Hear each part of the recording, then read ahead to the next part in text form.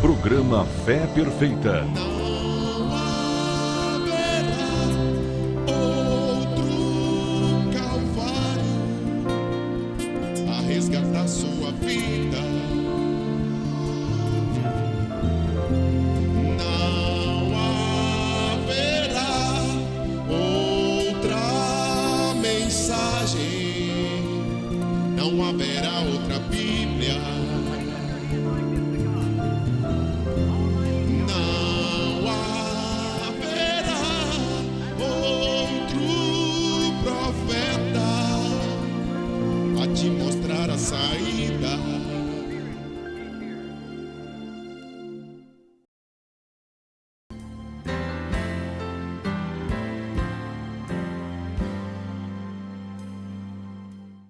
Estamos agradecidos a Deus que nos deu a oportunidade de voltar e agradecidos a você também por abrir a porta da sua casa para mais um programa Fé Perfeita.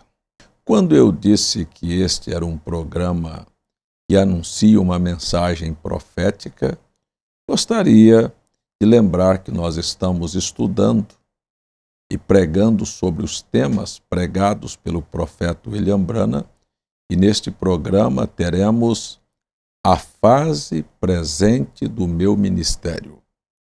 O profeta William Branham inicia esta mensagem falando de uma visão que ele teve na manhã da inauguração do seu tabernáculo.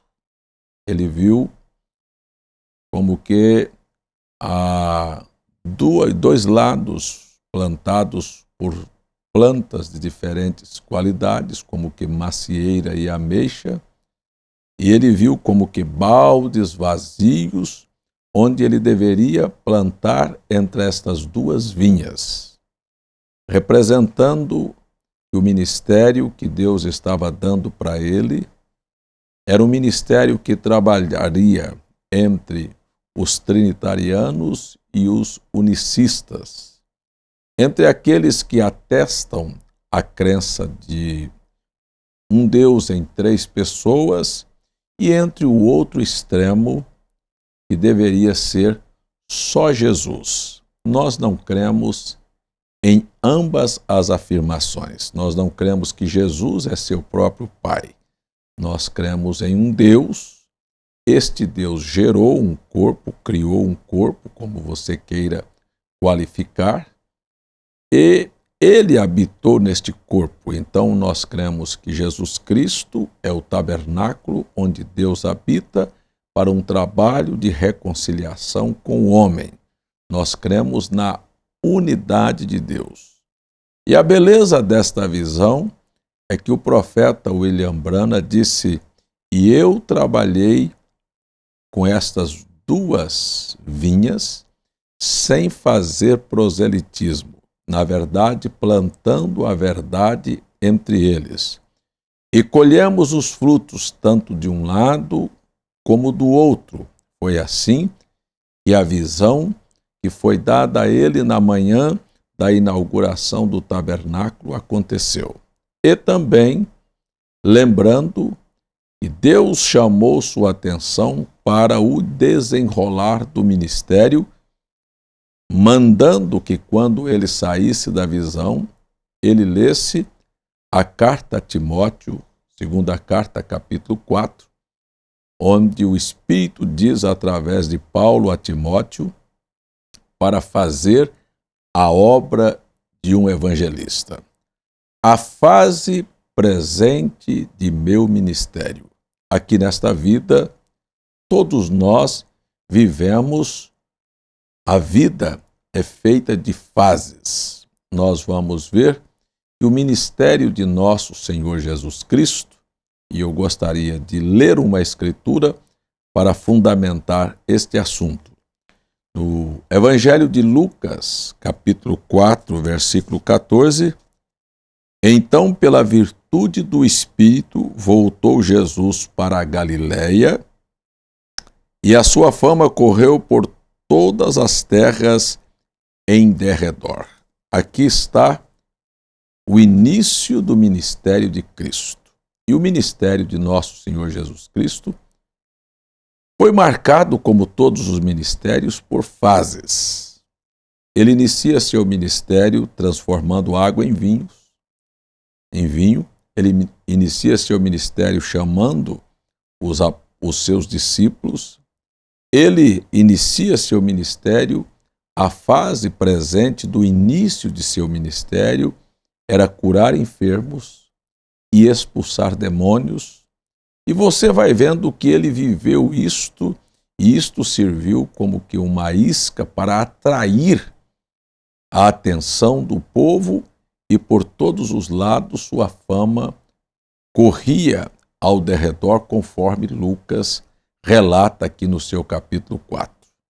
Depois você vai ver que o próprio Jesus cresce, ou seja, dá um passo à frente em seu ministério e começa a ressurreição dos mortos e a interpretar os pensamentos da mente, ou revelar o pensamento da mente daqueles que estavam vindo falar com ele.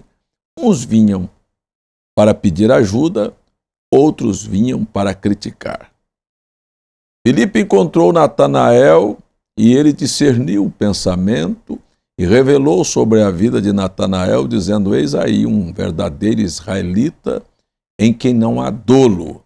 E ele disse: de onde me conheces? Ele disse: antes que Filipe te chamasse, eu te vi quando você estava orando debaixo daquela figueira. Ele abriu os olhos, estatalou os olhos e disse assustado: Senhor, ele disse, você está admirado só porque eu te falei isto? Coisas maiores você verá. Você verá o céu aberto e os anjos de Deus subindo e descendo sobre o Filho do Homem.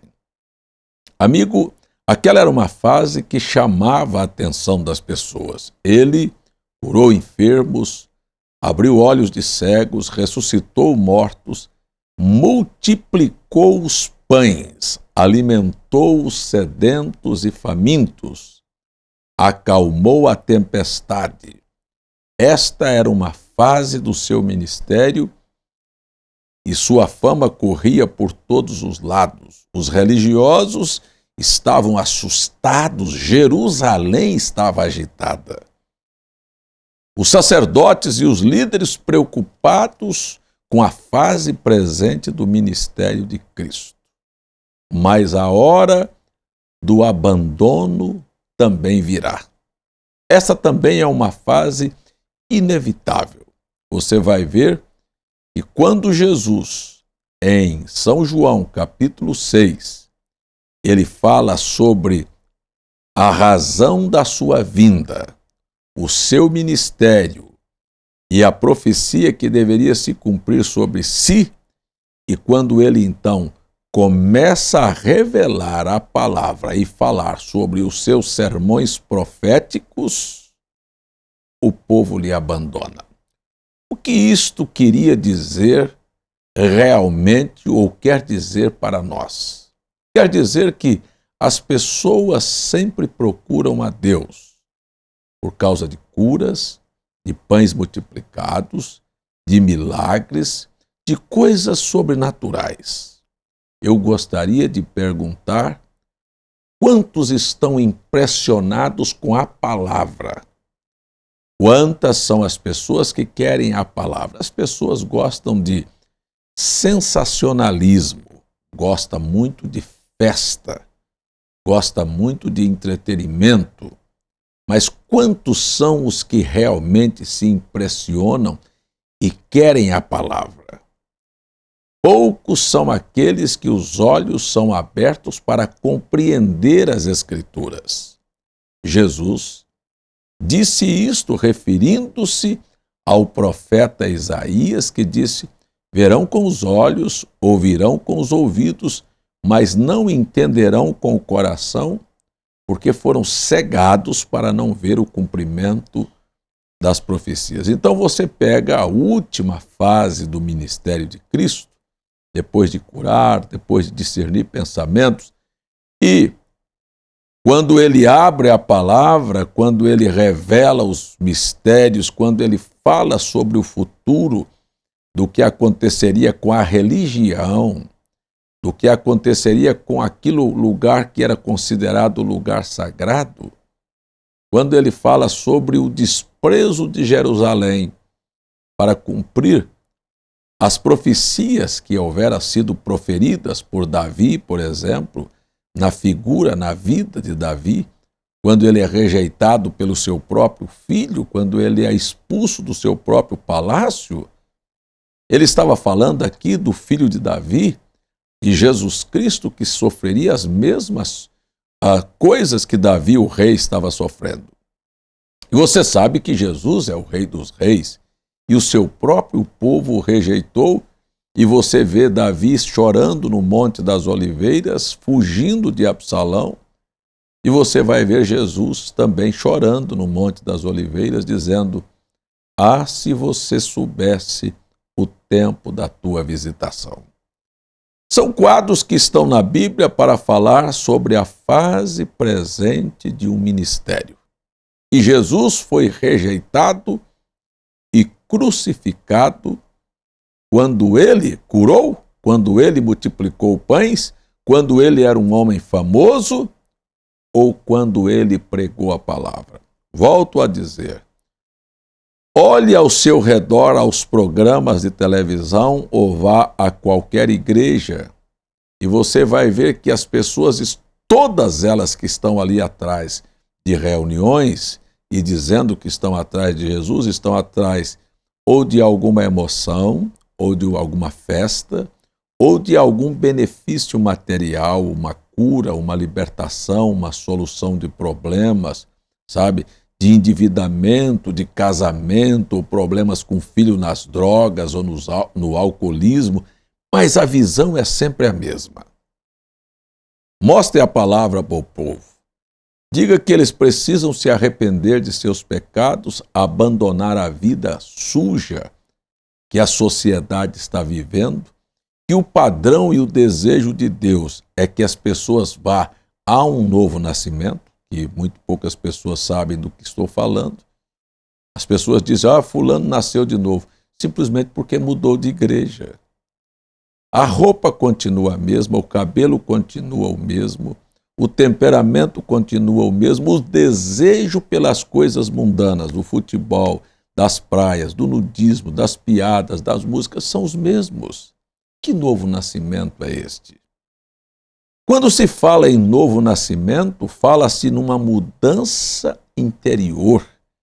E quando você tem uma mudança interior, isto é refletido no seu exterior. E poucos são aqueles que realmente nasceram de novo, ou pelo menos querem entender o mistério do novo nascimento, que é esta velha natureza e este velho espírito mundano morrendo, para que o espírito de vida que estava em Cristo Jesus venha habitar em você e então a vida que você vive na carne, você não mais vive, mas Cristo vive em você. Se há uma coisa que arde no coração de uma pessoa que é nascida de novo, é fazer as obras de Cristo. Não há cristianismo sem novo nascimento, há denominacionalismo. Há igrejas que rotulam as pessoas como cristãs, mas nada mais são do que membros daquela igreja. Vão falar e vão crer e vão atuar conforme o registro, conforme o estatuto doutrinário daquela igreja, mas nunca conforme a palavra. Não importa o que a palavra diga. Por exemplo, se a palavra disser para você, mulher que está me assistindo, que você, ao subir na plataforma e ao falar na igreja, é uma coisa indecente, você crê? Não, você gosta do Jesus dos milagres. Você não gosta do Jesus da palavra. Se Jesus disser para você aqui na palavra o seu dever e como você deveria se vestir, e ao vestir uma roupa sexy, curta, apertada, ou ir à praia, mostrar o seu corpo, você fará com que homens cobissem o teu corpo, e você é parte daquele adultério nos últimos dias, você quer este Jesus? Ou você quer o Jesus dos milagres? Veja, esta é a razão que a religião crucificou a Cristo. Ora, por não entender a palavra, nós temos hoje uma cegueira tão grande. Deixa eu voltar aqui no início do programa para você entender que esta mensagem está plantando entre os dois lados. Como é que você pode atribuir a Deus 3 pessoas na divindade? Você sabe perfeitamente que isso não está na Bíblia. Isto está lá no Catecismo da Igreja Católica e nos estatutos doutrinários da Igreja Evangélica. Mas você não pode ter 3 pessoas em um só Deus. Isto é paganismo. 3 pessoas são 3 corpos, são 3 personalidades, são 3 deuses. Isto não existe lógica, porque você sabe que não existe tal coisa como Deus Pai, Deus Filho e Deus Espírito Santo. Me mostra essas expressões na Escritura. Você não tem Deus Pai, Deus Filho, você tem Deus Pai, porque Deus é o Criador de todas as coisas, e porque Ele é Pai. Porque Ele gerou um filho, então você não tem Deus Filho, você tem Filho de Deus. É assim que é a Bíblia. E se foi gerado, você está a entender que então não é eterno. E se não é eterno, não pode ser Deus. Então esta doutrina da Trindade, ela é uma mentira, um engano. Se você pegar e estudar a história um pouquinho mais, você verá claramente que o próprio ofício do Espírito Santo que nós conhecemos nas Escrituras, até o Concílio de Constantinopla, foi tratado que o Espírito Santo era um servo de Deus e de Cristo, um empregado, nem Deus ele era. Depois foi atribuído divindade a ele. Então, amigos telespectadores, eu acho que é tempo de voltar para a palavra. Oxalá que a fase presente da sua vida como cristã seja a fase de você aceitar o Cristo dos milagres, das maravilhas, porque Ele faz, Ele realiza, da multiplicação, da solução dos problemas, mas não o abandone quando Ele lhe trouxer a palavra. Vamos dar um passo à frente. Ou então, sem perceber, você apenas lendo a Bíblia como se lê a história, você fará parte de uma multidão que vai pedir a crucificação de Cristo, não pelos milagres, mas porque Ele mostrou a você a palavra e a religião te cegou e você preferiu ficar com a religião do que abrir os seus olhos para crer no Cristo, da fase que abre a palavra e diz assim: olha, você não conhece o tempo da sua visitação. Do Cristo que abre a palavra e chora e disse aos seus discípulos, São Mateus 24, vocês estão vendo este lugar? É uma coisa impressionante. Aquele templo que fora construído por Salomão, reedificado por Zorobabel e depois modificado pelo grande rei Herodes o Grande, e ali estava Jesus diante daquilo e os discípulos impressionados com a estrutura, com a beleza, com a formosura do templo, como muitas pessoas se embriagam e se enganam com igreja. Igreja por igreja, todas elas são iguais. Parede, banco, púlpito, pregador. A diferença é mínima, mas todas elas são iguais. A minha, a católica, a batista. E se você tiver fé na igreja, deixa eu dizer para você, tanto a minha como a batista, a presbiteriana, a assembleia católica, todas elas vão passar. Jesus profeticamente disse, não fica pedra sobre pedra que não será derribada. Passa. Há uma só coisa que é eterna. E é isto que este programa e esta mensagem vem insistindo com pastores, com padres, com crentes, com católicos, com a população. Volte para a palavra. Olhe as Escrituras. São elas que testificam da vida eterna. E olhe bem diante de você o que é a religião. Vai passar, vai cair. Jesus tirou a visão dos discípulos da religião e mostrou-lhes a palavra, o futuro, o que haveria de acontecer.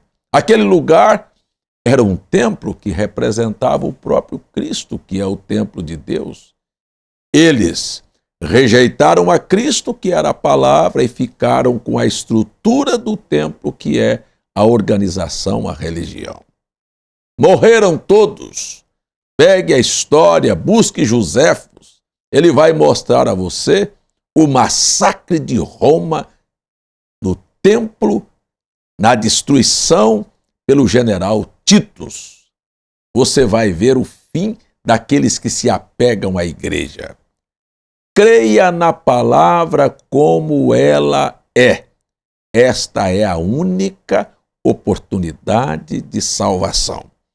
Quando falamos sobre fase presente do ministério, ora, deixa eu concluir este programa como eu iniciei. Falei sobre o profeta e sobre uma mensagem profética. Sabe, hoje nós temos uma igreja que nasceu no Brasil em 1910, é o movimento pentecostal. Se você pegar a história do movimento pentecostal nos Estados Unidos, você chegará a uma conclusão. Houve um homem cujo nome era William Branham. Ele, quando iniciou seu ministério da maneira mais sobrenatural, deixa eu lhe testificar isso. Houve mais curas no ministério de William Branham, realizadas por Cristo, não por William Branham, do que no próprio ministério em vida de Jesus Cristo, por uma coisa muito óbvia. Jesus viveu 3 anos e meio, curou alguns cegos, ressuscitou 3 mortos, curou alguns paralíticos, arrebanhou algumas pessoas. O maior registro que temos é de 15 mil pessoas, 5 mil homens, sem contar mulheres e crianças. Mas que tal olhar para o ministério de William Branham, que só para este movimento pentecostal, quando manifestou os dons de cura, de discernimento, como Jesus conhecia o segredo dos corações, este homem também recebeu este poder. E quando ele operou este ministério, só para as Assembleias de Deus, ele ganhou mais de 700 mil pessoas. Você sabe o que é? Eu estive presente na cidade de Durban, na África do Sul, e eu estive no local onde o próprio prefeito de Durban, de maneira voluntária, organizou um desfile depois de uma semana de reuniões com o irmão Branham. 7 caminhões de cadeiras de rodas e de paraplégicos. Jesus só curou alguns aqui quando ele estava aqui e a sua fama se espalhou. Sabe quantos cegos foram curados no ministério de William Branham? Através daquele ministério, Jesus Cristo fazendo as mesmas coisas? Foram centenas, foram milhares. Sabe as profecias? Mais de 200 mil discernimentos e profecias sem nenhuma falhar. Este era o ministério que estava colhendo entre os pentecostais e entre os unicistas. Mas a hora da rejeição também chegou. Quando? Quando ele mostrou que não havia mulheres pregadoras. Quando ele mostrou que era necessário abdicar-se da doutrina pagã da Trindade e voltarem para os ensinamentos apostólicos e voltar para o dia de Pentecostes, a maior controvérsia que existe é uma pessoa chamar-se de pentecostal e não crer no dia de Pentecostes. No dia de Pentecostes, todos os que se agregaram à igreja ali, 3 mil pessoas, na descida do Espírito Santo, isto prova que aquilo que chamam de Espírito Santo hoje não é nada mais do que um espírito enganoso. Porque o Espírito Santo descendo no dia de Pentecostes levou 3 mil pessoas a serem batizadas, não da maneira que os pentecostais batizam, mas em nome do Senhor Jesus Cristo. para cumprir o pedido de Jesus. E você vê que quando uma pessoa tem o Espírito Santo, ele não recusa ser batizado em nome de Jesus Cristo. Leia Atos capítulo 10. Pedro disse: como pode alguém recusar as águas, estes que, como nós, receberam o Espírito Santo? Quem tem o Espírito Santo não nega a Bíblia. Quem tem o Espírito Santo não vai para o púlpito pregar, mulher, não vai vestir uma roupa apertada, curta. Quem tem o Espírito Santo não vai expor seu corpo. Quem tem o Espírito Santo se livrará deste conceito errado doutrinário. Quem tem o Espírito Santo voltará para a palavra, porque o Espírito Santo, prometido por Jesus Cristo, no Evangelho de João, capítulo 14, capítulo 16, disse: ele vos fará lembrar o que eu tenho dito e vos guiará em toda a verdade. Só existe uma verdade. Esta é a Bíblia. O resto é areia movediça e é engano. A fase presente do ministério é só você pregar a verdade e você estará sozinho. Talvez esta seja a razão. Se eu estivesse aqui congratulando com o sistema religioso e dizendo que tudo estava certo, nós teríamos a maior igreja da cidade. Mas estamos chamando você para voltar para a palavra. Ou você se encontrará na multidão daqueles que ficaram com as duas fases iniciais do ministério de Cristo e no final, quando foi para a palavra, você se desviou e se perdeu. Meu tempo acabou e vou convidar você apenas para a oração. Querido e eterno Pai, tenho me esforçado como um homem para falar de Ti o mesmo ontem, hoje e eternamente e ver as mesmas coisas que aconteceram contigo lá na Galileia repetindo-se em nossos dias. Ajude tão somente aqueles a quem o Senhor predestinou e escolheu para esta hora.